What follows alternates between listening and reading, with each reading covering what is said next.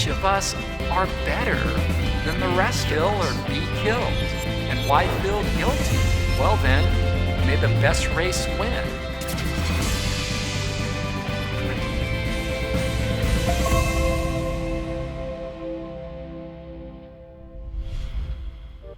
I hope you're not offended by this story, but I want to tell you an experience that I had when I was in junior high school. One day in our art class, a group of white kids painted a black kid white. I know, it's terrible, and I'm sorry. Our teacher went ballistic, of course, screaming about how demeaning it was. But it was interesting because the black kid, who was kind of the class clown, had encouraged the prank. He said something like, "No biggie, teach," whatever her name was. "We're just speeding up the evolutionary process." She didn't think it was funny, and it wasn't. But the painted kid was just voicing the horrific implications of the evolutionary theory we were being taught in the class before hers. Actually, not too many people stopped to think through the implications of the evolutionary theory. I mean, have you taken a look recently at Charles Darwin's famous book that started it all? You know the one, The Origin of Species.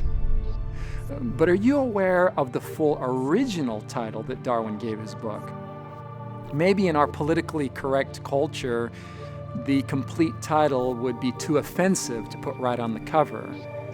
But like it or not, here's the whole title. Are you ready for this? On the Origin of Species by Means of Natural Selection, or the Preservation of Favored Races in the Struggle for Life. Now, how'd that hit you?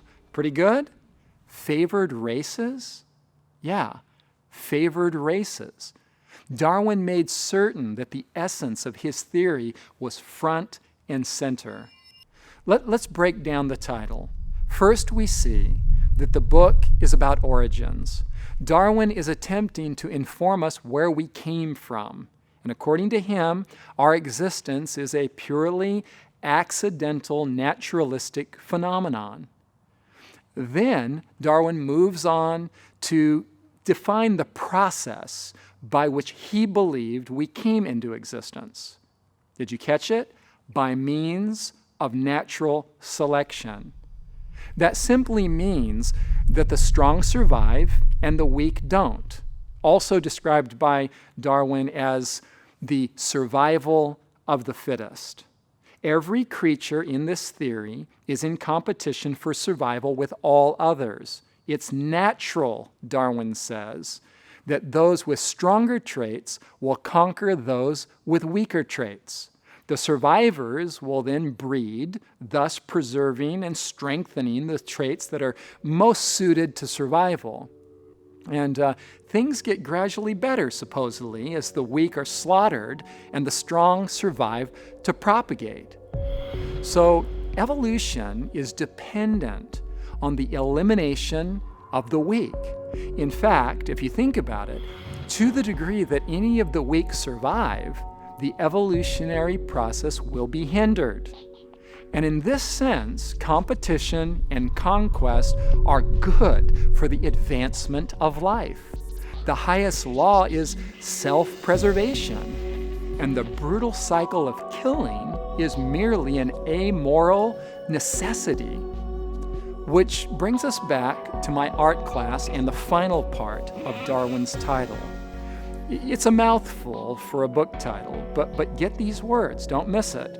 The preservation of favored races in the struggle for life. The idea is so heavy that even those who believe the theory see the racist implications. And yet, no explanation can alter what Darwin means when he speaks of favored races. The theory of evolution unavoidably teaches that some races are favored above others.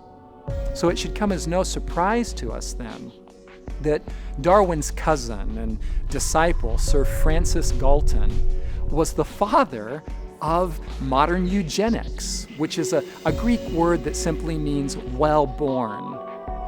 Taking Darwin's theory of evolution to its logical conclusion, Galton taught that the gifted, or more highly evolved humans, should treat the less favored among us with kindness. Get this, so long as they maintain celibacy. He went on to say, if these continue to procreate children inferior in moral, intellectual, and physical qualities, it is easy to believe that the time may come when such persons would be considered as enemies of the state. Wow! People considered enemies of the state? Galton's ideas actually turned out to be a dark prophecy that came true when Nazi eugenics scientists bought into Darwin's favored races theory and supervised Hitler's final solution.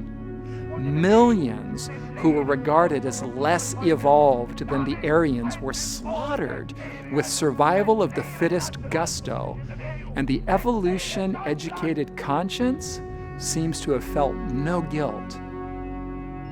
I mean, kill or be killed. And why feel guilty? Because after all, if self-preservation is the highest law, and if the triumph of the strong over the weak is simply necessary for the advancement of mankind, well then, may the best race win. Which no doubt begs the chilling question. If Darwin was right, then which ones are the favored races? Which of us are more highly evolved? I mean, which of us are better than the rest of us? The Nazis thought they were answering the question with their Aryan supremacy ideology in their gas chambers. The preservation of favored races.